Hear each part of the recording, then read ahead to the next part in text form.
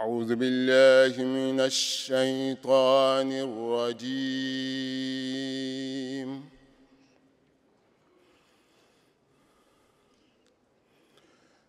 بسم الله الرحمن الرحيم.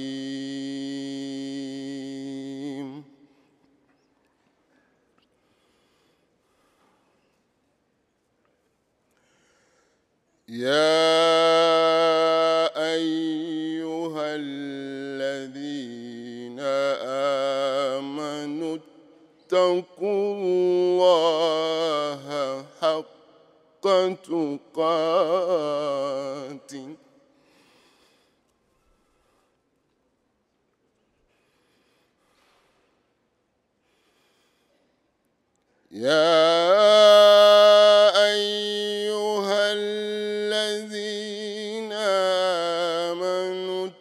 اتقوا الله حق تقاته ولا تموتن إلا وأنتم مسلمون.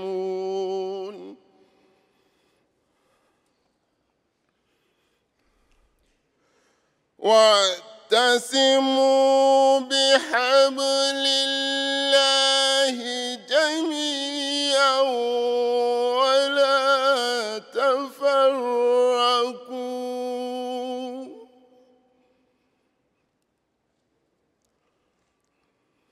واذكروا نعمة الله عليكم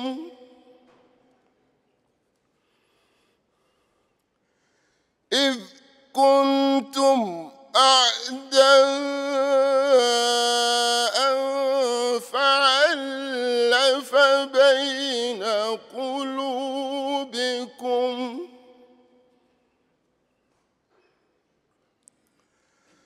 فأصبحتم بنعمته إخوانا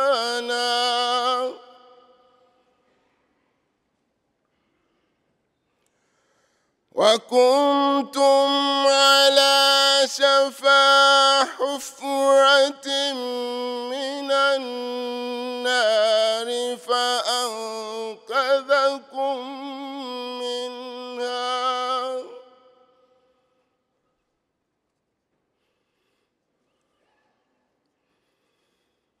كذلك يبين الله لكم آياته لعلكم تهتدون.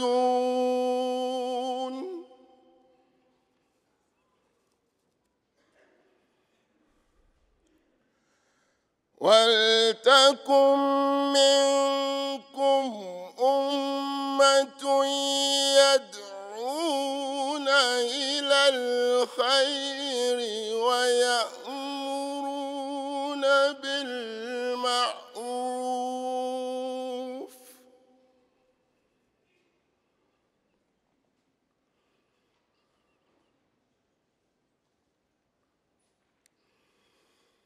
ولتكن منكم أمة يدعون إلى الخير ويأمرون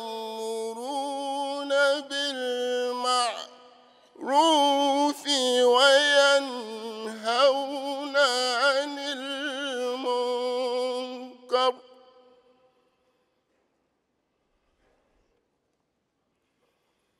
وأولئك هم المفلحون.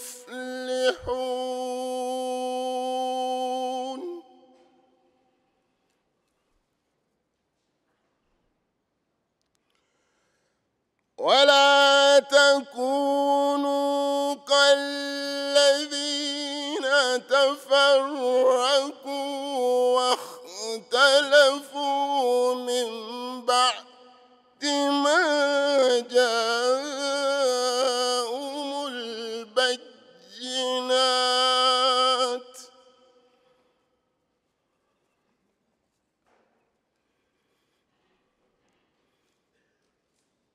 وأولئك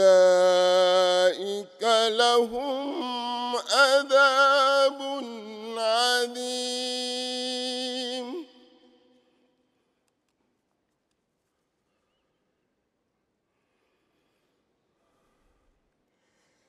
يوم تبيض وجوه وتسود وجوه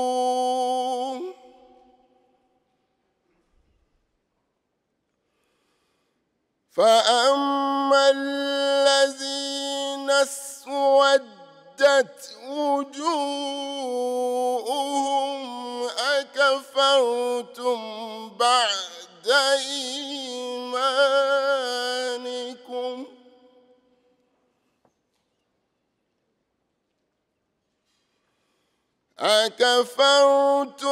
بعد إيمانكم فذوقوا العذاب بما كنتم تكفرون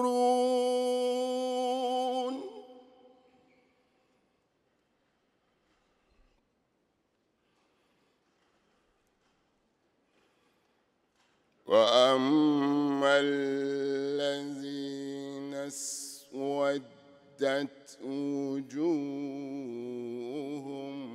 ففي رحمة الله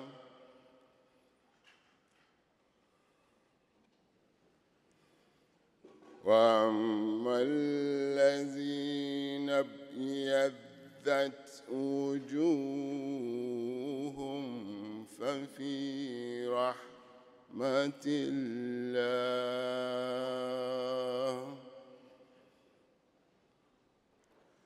هم فيها خالدون.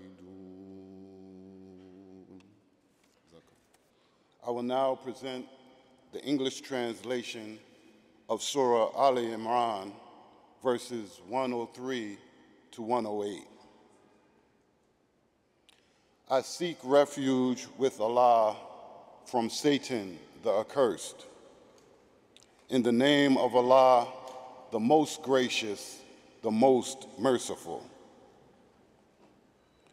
O ye who believe, fear Allah as he should be feared, and let not death overtake you except when you are in a state of submission. And hold fast all together by the rope of Allah, and be not divided.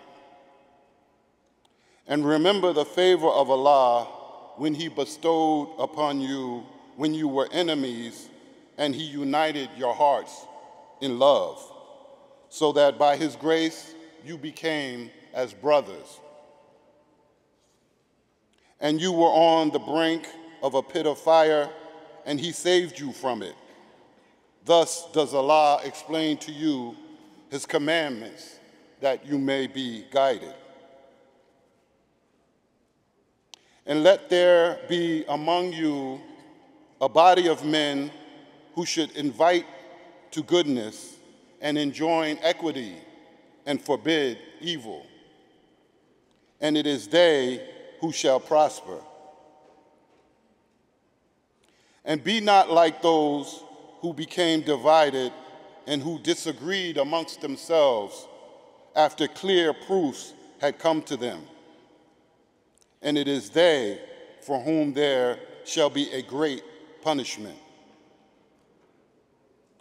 On the day when some faces shall be illuminated and some faces shall be darkened.